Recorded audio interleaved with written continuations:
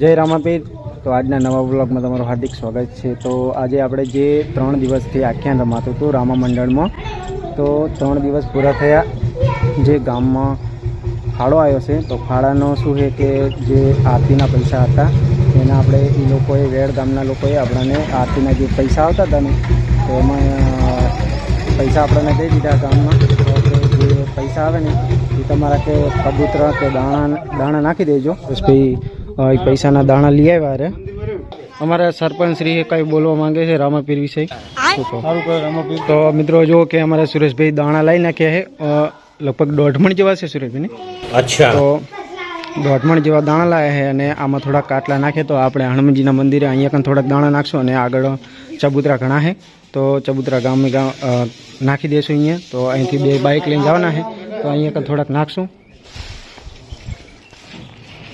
સુરેશભાઈ વેરવા માંડ્યા દાણા કે કબૂતરાને ફોન થાય અને જે પણ આરતીના પૈસા આવતા હતા ને એ બધા આપણે આમાં જ વાપરવાના હતા કે કબૂતરાને દાણા નાખી દેવાના। મંજીના ચોક કોરમોર આપણે કે દાણા વેરવાના હતા। 2200 રૂપિયા કેસ હતા નહીં, 2500 રૂપિયા કેસ હતા। તો 2500ના આપણે દાણા લઈ નાખ્યા હતા ને દાણામાં પછી એને લઈને તારી જો કે અહીંયા એ કટું પડ્યું છે આપણે જોઈએ। તો અમારા મંડળના માણસો છે કે જે આટલા ઘઉં છે 2 મિક્સમાં છે અને 2 બાઇક લઈને આપણે જવાનું। 3-4 ચબૂતરા છે તો ચબૂતરે જઈને નાખ્યા છે, તો વિડીયોમાં બને રહેજો। તો મિત્રો આ છે આ જો કે આ ગામનું તલાઈ છે, અમારા તલાઈ આવી ગયો અને અહીંયાથી આપણે જે અમારે તલાઈની પારેમાં ખોડિયાલનું મંદિર છે, તો શું છે કે અહીંયા કને આપણે દાણા અહીંયા વેરવાના છે।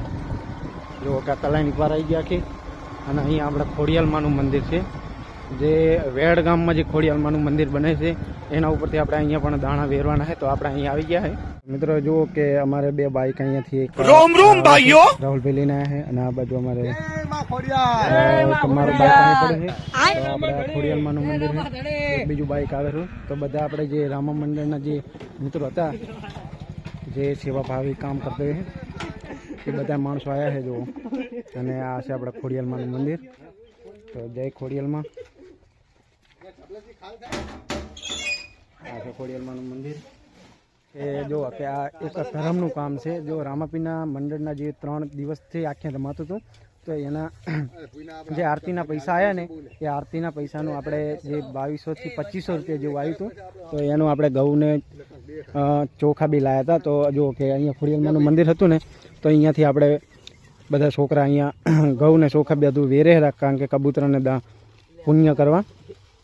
તો શું કે 3-4 ચબૂતરા છે તો બધાય અહીંયા લગભગ 1.5 મણ જેવા છે, તો બધું અહીંયા વેરી દેવાના છે। તો જુઓ કે મંદિર ઉપર એ માણસો નાખવા માંડ્યા ઘઉં અને ચોખા।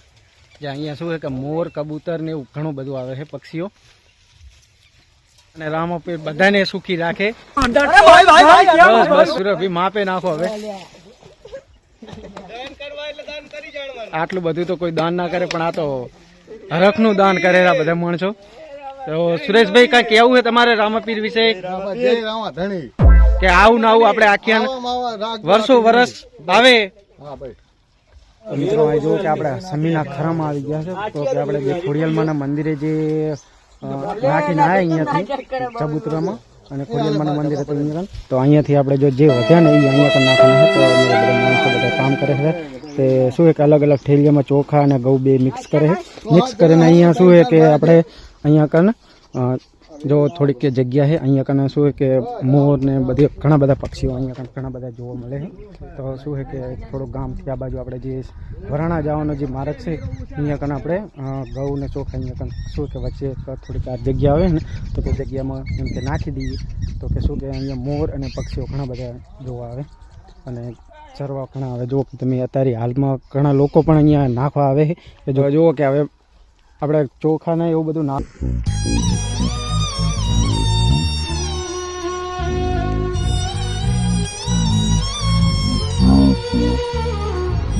તો જે રામા મંડળના ગ્રુપના જે પણ પૈસા હતા એમાંથી આપણે જે પૈસા વધ્યા હતા એમાંથી આપણે જો કે ચોખા અને ઘઉં લાવ્યા હતા।